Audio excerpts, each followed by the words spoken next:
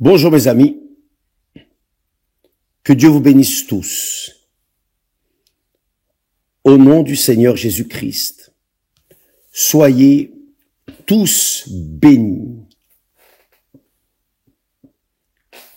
Quand je prie, quand je demande à Dieu, je demande à Dieu que tous soient bénis. Je ne dis pas, qu'il réalise tous vos rêves, vos volontés, vos convoitises. Non, c'était pas cela.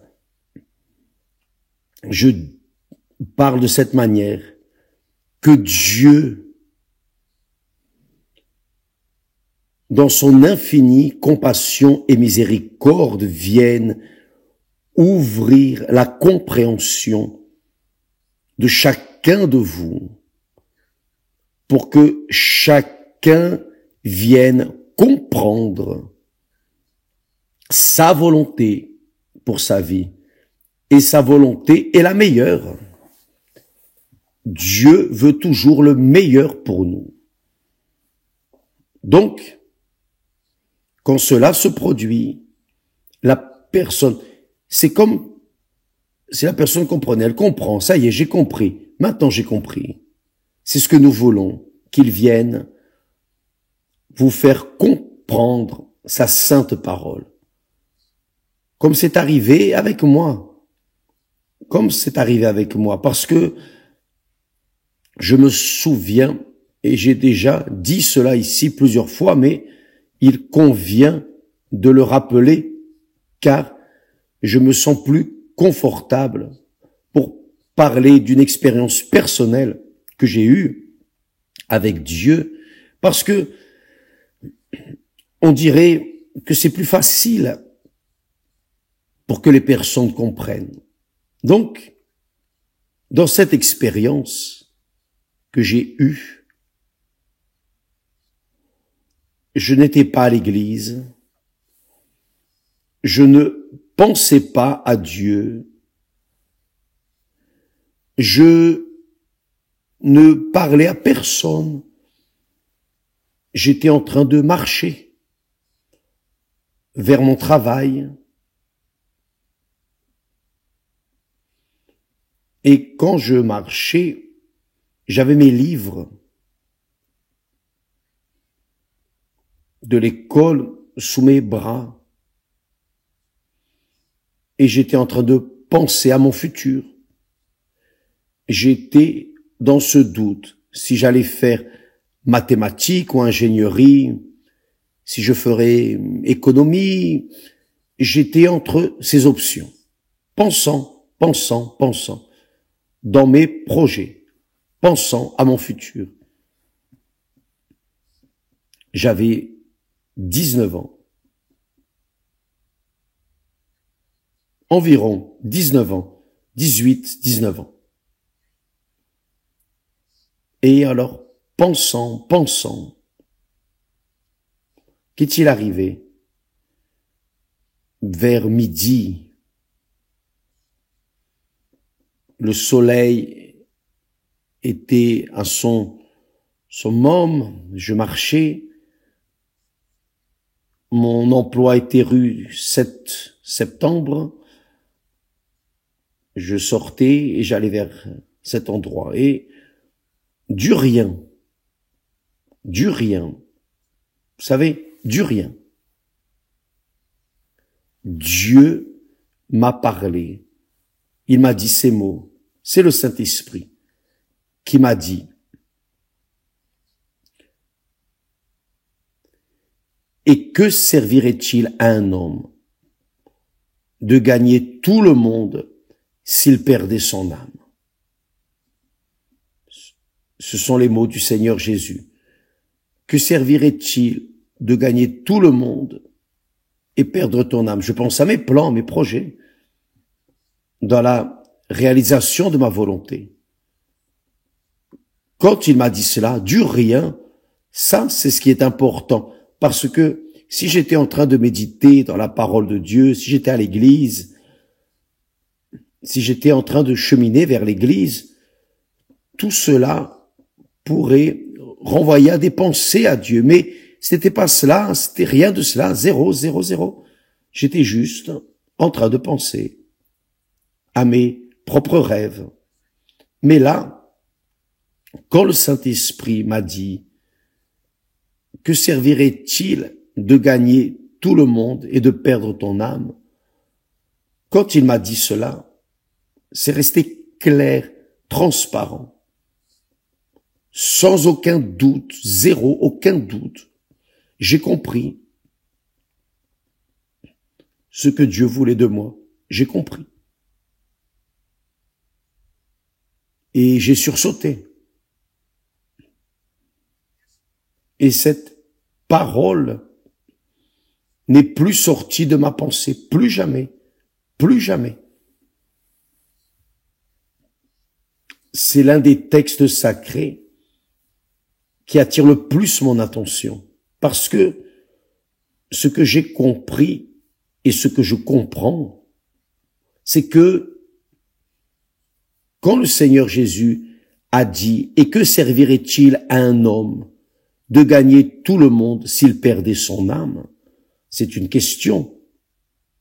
Ou que donnerait un homme en échange de son âme? Alors,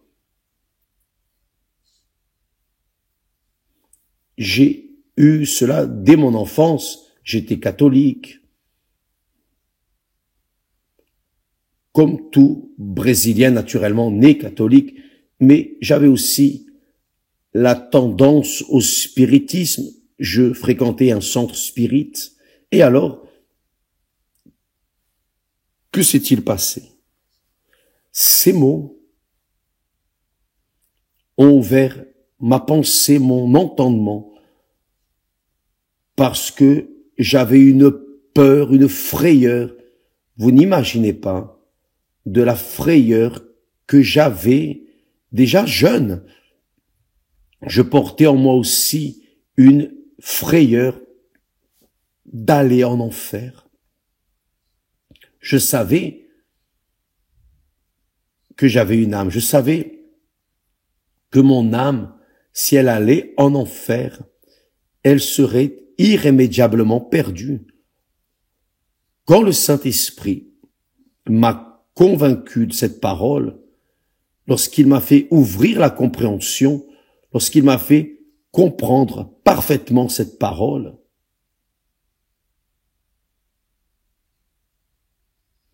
je suis resté effrayé, très effrayé. Et dès lors, je n'ai pas pensé à autre chose. Immédiatement, j'ai commencé à mettre les choses en ordre dans ma vie. Je dis les choses spirituelles. Et en ces jours, je ne sais pas combien de temps cela a pris, mais j'ai eu ma rencontre avec le Seigneur Jésus, là, à l'association brésilienne, là où il y avait une réunion spéciale évangélique. Nous fréquentions ces réunions. Et c'est quand j'ai eu ma rencontre personnelle avec Dieu. Ça, c'est autre chose. La troisième fois que nous avons une expérience avec Dieu. Donc, qu'est-ce que le Seigneur Jésus met ici quand il dit « Et que servirait-il à un homme de gagner tout le monde s'il perdait son âme ?» Je crois qu'il met sur la table, sur notre table, devant nous, deux options. Ou nous gagnons tout le monde et nous perdons notre âme, ou nous gagnons notre âme et nous perdons tout le monde. L'un ou l'autre. Il n'y a pas de demi-terme, ou c'est ou ce n'est pas. Et je voulais parler précisément de cela avec vous. Et je crois que le Saint-Esprit, certainement, j'ai l'absolue certitude que le Saint-Esprit est en train de parler, va continuer à parler à travers ce message à beaucoup de personnes. Beaucoup de personnes qui sont en train de vivre mi-figue, mi-raisin. Vous savez comment c'est? Un peu ici, un peu là. Ces personnes qui sont indécises, qui vivent leur vie de manière indécise. Pourquoi? Parce que lorsqu'elles vont à l'église, elles écoutent la parole de Dieu, elles veulent sauver l'âme. Mais quand elles sortent de l'atmosphère chrétienne, pure, de la foi, et entrent dans l'atmosphère du monde, alors elles veulent gagner le monde. C'est la réalité. Tout le monde cherche à gagner le monde. C'est si vrai que ce monde est en guerre. Il a toujours été en guerre. Les personnes ont toujours été en guerre, et en guerre pour conquérir ce que le monde offre, qui est le mal lui-même. La Bible dit que celui qui aime le monde, l'amour du Père n'est point en lui. Celui qui est ami du monde devient ennemi de Dieu. Donc le monde est inimitié contre Dieu. Le monde, Dieu a envoyé son Fils au monde pour sauver. Il a donné sa vie pour que ceux qui croient dans son Fils, dans le Seigneur Jésus-Christ, soient sauvés. Mais c'est pour ceux qui croient en lui, qui ne croient pas, restent en dehors, restent avec le monde, mais perdent l'âme. C'est la réalité. Et vous, mes amis, vous qui êtes comme j'ai été durant quelque temps dans ma jeunesse, dans mon adolescence, entre le monde et le salut de l'âme, je me sentais confortable quand j'allais à l'église et que j'écoutais la parole de Dieu. J'aimais beaucoup. J'acceptais le Seigneur Jésus comme mon Seigneur et Sauveur. Toujours j'étais debout, acceptant le Seigneur Jésus comme mon Seigneur. Je suis même arrivé au point d'être baptisé d'eau, mais cela à l'extérieur. À l'intérieur, j'avais mes penchants pour le monde. Je vivais dans le monde et j'aimais le monde. Sauf que je ne prenais pas au sérieux que mon âme était dans la balance de Dieu. Ou je sauve mon âme, ou je mets mon âme dans la main de Dieu et je perds le monde, ou je perds mon âme et je gagne le monde. C'est la même chose qui est arrivée. Comme Dieu est grand, Dieu est merveilleux. Adam et Ève avaient la domination sur toute la terre, la domination sur tout le monde. Dieu leur a donné la domination sur toute la terre, le saviez-vous? Toute la terre. Non seulement là, dans le jardin d'Éden, mais toute la terre. Dieu leur a donné la domination. Cependant, ils marchaient avec Dieu à cette époque. Ils avaient une communion avec Dieu. Mais Dieu a également mis un arbre dont le fruit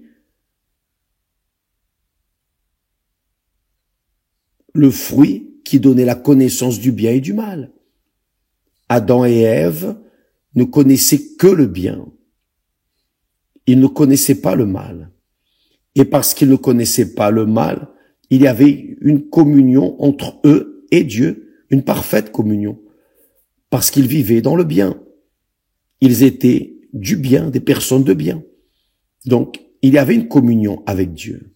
Mais Dieu a dit, oh, cet arbre, son fruit est interdit, c'est à moi.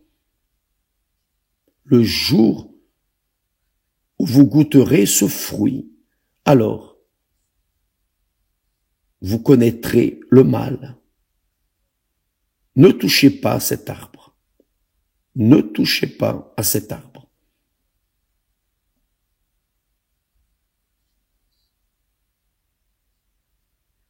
Et restez à la disposition d'Adam et Ève de toucher, d'obéir ou non à la voix de Dieu. Cette option m'a aussi été donnée. Cette option m'a aussi été donnée. Parce que, non que j'avais une communion avec Dieu, non, je n'avais pas. Au contraire, mais il a ouvert mes yeux pour comprendre que ma vie, l'âme, l'éternité de mon âme dépendrait de moi, de ma décision. Pour que je puisse gagner l'âme, je devais renoncer au monde et livrer mon âme au Seigneur Jésus. Lui seul a pu payer le prix pour ses péchés. Lui seul peut racheter l'âme, personne d'autre, rien d'autre. Donc, j'ai eu aussi cette proposition. Quand le Saint-Esprit a parlé, et que servirait-il à un homme de gagner tout le monde s'il perdait son âme? J'ai dit, non, je préfère perdre le monde et gagner mon âme. Je veux le salut. Et mes amis, cela est arrivé quand j'avais 19 ans, car juste après, immédiatement, j'ai renoncé au monde et j'ai livré mon âme au Seigneur Jésus. Et dès lors, c'est mon rêve amener aux personnes la même expérience que j'ai eue, mener aux personnes le même salut que Dieu m'a donné. Vous menez la même chose que Dieu m'avait donnée. Je demande à Dieu la direction, je demande à Dieu la sagesse, je demande à Dieu les mots qui peuvent venir à la rencontre de votre nécessité pour que vous compreniez et qu'alors vous preniez votre décision. C'est vous qui devez prendre votre propre décision. Personne ne peut imposer cela. C'est la liberté que Dieu nous donne, nous a donnée, nous donne. La liberté de choisir. Maintenant, c'est vous qui savez. C'est vous qui décidez l'éternité de votre âme, mais la perte du monde ou le gain du monde entier et la perte de votre âme. Voyez la valeur de l'âme. Le Seigneur Jésus a dit que même le monde entier est aussi précieux que le salut de l'âme. C'est ce qu'il est en train de dire là. Et j'aimerais que vous sachiez que peu importe si vous êtes pauvre, si vous avez un père, n'avez pas de mère, si vous n'avez ni père ni mère, vous n'avez eu personne avec vous, peu importe, vous pouvez être la dernière créature du monde, la plus rejetée et la plus malheureuse, la plus méprisable dans ce monde, peu importe. Votre âme vaut plus que tout le monde et ses trésors. Donc, qu'avez-vous fait? Que faites-vous pour votre âme? Évidemment, vous avez investi dans votre corps. Si vous avez des conditions économiques, vous investissez dans votre corps. Vous investissez dans votre confort, dans ce que vous allez manger, le meilleur de cette terre. Vous investissez dans les loisirs de votre âme. Tout cela traite de l'âme. Vous savez que nous vivons en fonction de plaire à l'âme, car l'âme est ce corps spirituel, ce corps invisible, une matière invisible, si nous pouvons nous exprimer ainsi, qui est en nous.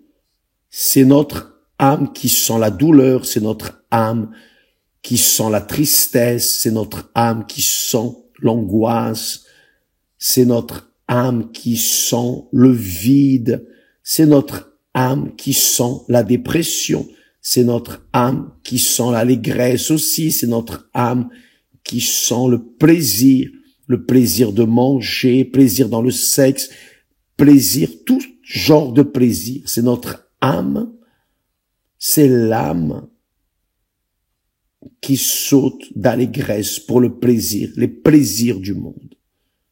Cependant, il y a un prix, mes amis. Si vous investissez tout votre corps, toute votre sagesse, votre intelligence, votre esprit qui est votre pensée, pour plaire à votre âme, même ainsi, quand vous mourrez,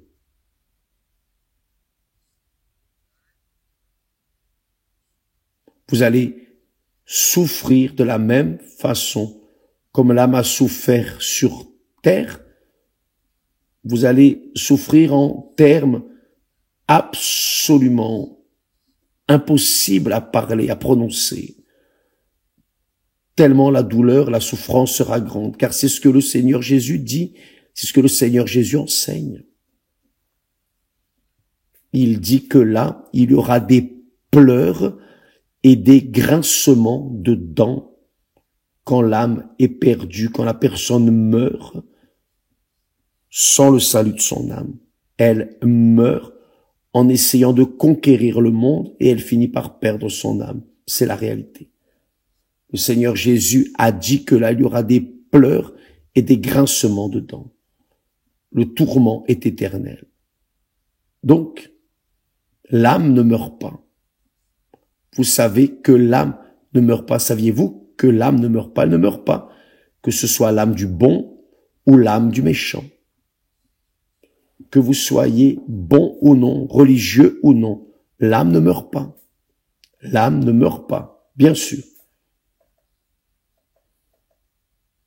Quand nous livrons notre âme au Seigneur Jésus, comme ce fut mon cas, je me suis rendu immédiatement, alors mon âme a eu la paix.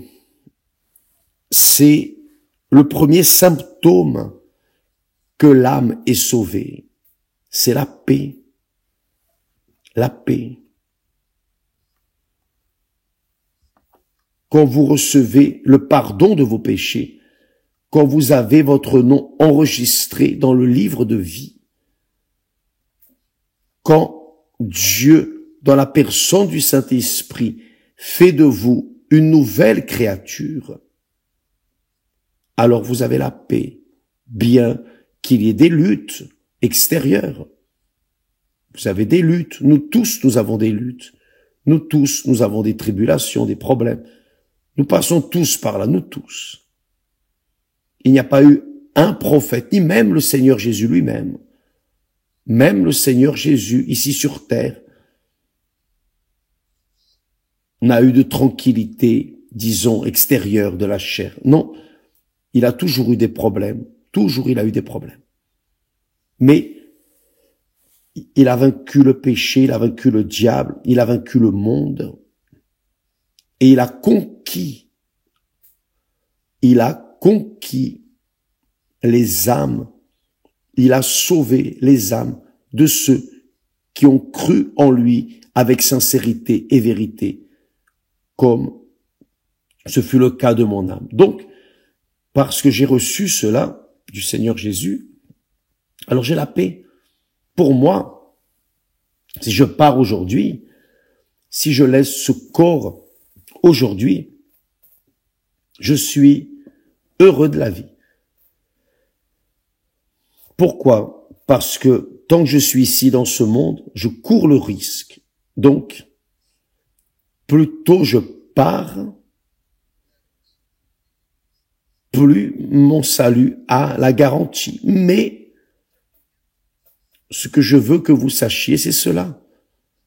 Quand nous sommes sauvés, quand nous avons le Saint-Esprit, les personnes demandent, évêque, le Saint-Esprit, je ne parle pas en langue, vous n'avez pas besoin de parler en langue. Ce n'est pas nécessaire de parler en langue pour être sauvé. Il est nécessaire que votre âme soit à 100% dans la main de Dieu, que vous soyez livrés à 100% en obéissance à sa parole. Là, oui, vous aurez la paix. Si vous avez la paix, vous avez Dieu. Car la paix vient de Dieu. Le Saint-Esprit est l'esprit de la paix. Dieu lui-même a dit que les méchants, les pécheurs n'ont pas la paix. Ils ne l'ont pas vraiment. Mais ceux qui sont de Dieu ont la paix. Ils l'ont. Et cette paix est quelque chose de très personnel, individuel. Chacun a sa paix, car cela dépend de votre foi, de votre obéissance à la parole de Dieu. Cela dépend de la personne qui a renoncé au monde pour sauver son âme. Donc cette personne qui réellement renonce à ce monde, au plaisir de ce monde, pour sauver son âme, alors le Seigneur Jésus sauve son âme et elle a la paix. Elle a la paix. Maintenant, s'il n'y a pas la paix, et vous le savez, je sais, si je suis sauvé ou non, je peux parler pour moi. Je ne peux pas parler pour les autres. Je peux parler pour moi. J'ai la paix. Donc Esther a la paix. Nous vivons en paix. Nous vivons en parfaite paix et harmonie. Pourquoi? Parce qu'elle a le Saint-Esprit et moi aussi. Elle a été sauvée et moi aussi. Donc, nous combinons parfaitement. Maintenant, et vous? L'inconfort que je ressens est pour les personnes que nous atteignons, les personnes qui participent à ce direct, les personnes qui participent sur Instagram, Telegram, sur les réseaux sociaux, aux messages de l'Église universelle, qui focalisent sur le salut de l'âme, non pour gagner le monde entier, mais pour gagner l'âme elle-même. Vous, mes amis, qu'est-ce qu'il y a en vous? Avez-vous la paix? Avez-vous la paix? Si vous avez une parfaite paix, et ce n'est pas seulement la paix pour quelques moments, quelques jours, non. Quand on a la paix céleste, on a l'allégresse céleste pour toute la vie, même devant les défis, les tribulations, les moments difficiles, les dégoûts que le monde nous présente. Mais en nous, il y a la paix. Donc, si vous avez cette paix, grâce à Dieu, alléluia. Maintenant, si vous n'avez pas, alors, mes amis, utilisez ce texte prononcé par le Seigneur Jésus lui-même, Dieu lui-même. Et que servirait-il à un homme de gagner tout le monde? Ce n'est pas possible cela, mais disons que l'homme conquiert le monde entier s'il perdait son âme. À quoi bon? Ça ne sert à rien. Ou que donnerait un homme en échange, en récompense de son âme? Pensez-y, mes amis. Si en écoutant ces mots, lisant ce texte que nous allons laisser poster, Si vous vous sentez dérangé, importuné, c'est parce que vous avez besoin de résoudre ce problème de votre âme avec Dieu. Et pour sauver votre âme, vous devez tourner le dos au monde. Il n'est pas possible de gagner l'âme et le monde en même temps, une chose ou l'autre. C'est vous qui allez choisir. Adam et Ève ont choisi. Et ça a donné ce que ça a donné. Que Dieu vous bénisse, que le Saint-Esprit illumine la compréhension alors de vous tous, pour que chacun soit sage devant Dieu et prenne la bonne décision, qui vaudra pour toute l'éternité. L'âme ne meurt pas, tout comme l'âme du sauvé, des sauvés, vivra intensément dans la présence du Père. L'âme des pécheurs, de ceux qui ne seront pas sauvés, souffrira l'éternité dans les temps de feu et de soufre, comme dit le texte sacré. Que Dieu vous bénisse tous, au nom du Seigneur Jésus-Christ. Amen.